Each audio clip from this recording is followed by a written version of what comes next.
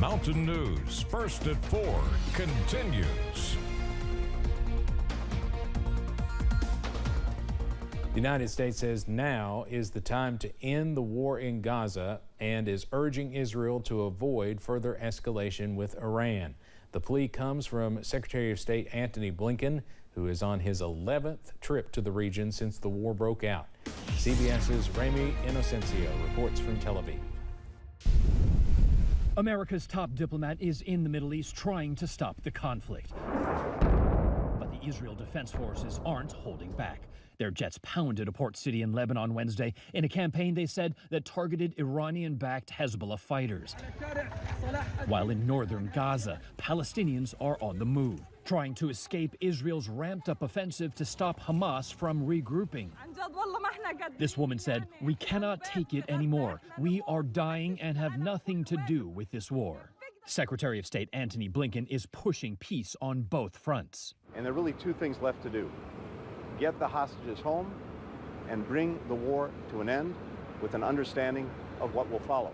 Blinken is urging Israel's leaders to capitalize on their military victories, like last week's killing of Hamas leader Yahya Sinwar, to help secure a lasting ceasefire.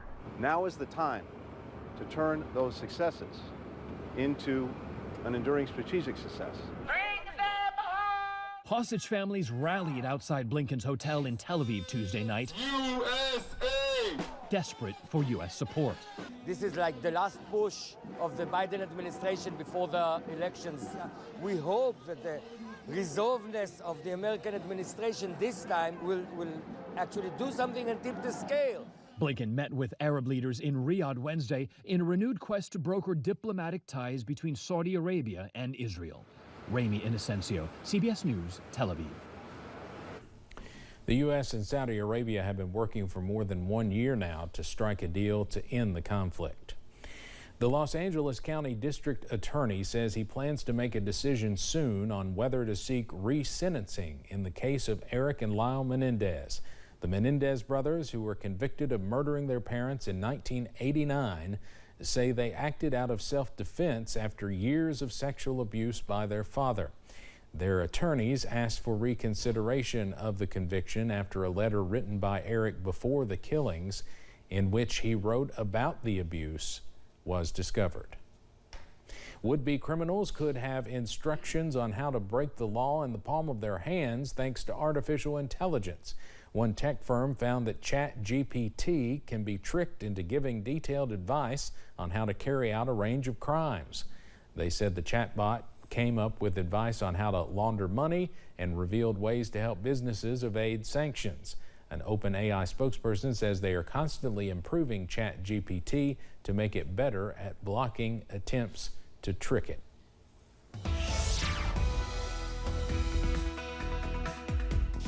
My goodness, it was another gorgeous day across eastern Kentucky. Temperatures right now are in the upper 70s and low 80s. This is the scene right now in Pulaski County, courtesy of the Kentucky Mesonet network there, and we're seeing temperatures again 70s and 80s, mid to upper 70s from Grundy to Pikeville, down to Wise, down to Jacksboro.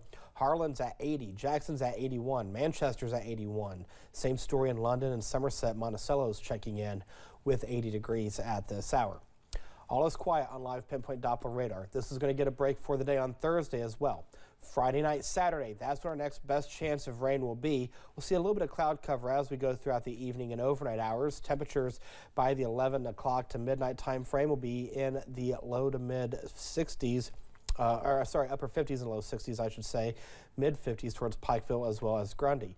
We'll see plenty of sunshine again for the day on Thursday. Temperatures will be kind of where we should be for this time of year anyway, in the low to mid 40s, and that's where we'll be when you wake up in the morning. Low to mid 40s, mid 30s towards Irvine, upper 30s towards Manchester. Now we're going to cool off tomorrow, then we're going to warm up again for one day, and I'll tell you when that day is in the first forecast in a few minutes. Steve.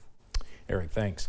The Kentucky River Area Development District chose its recipients for funding through the Abandoned Minelands Economic Revitalization Program. WYMT's Amelia Lee tells us about one of those recipients. The Letcher County Fiscal Court is receiving $3.3 million to build a waste digester system. Now, this system is used in different communities in the United States. The system works by basically taking that organic waste, that organic material, and through a natural process, turning it into a fertilizer. This is in an effort to reduce waste.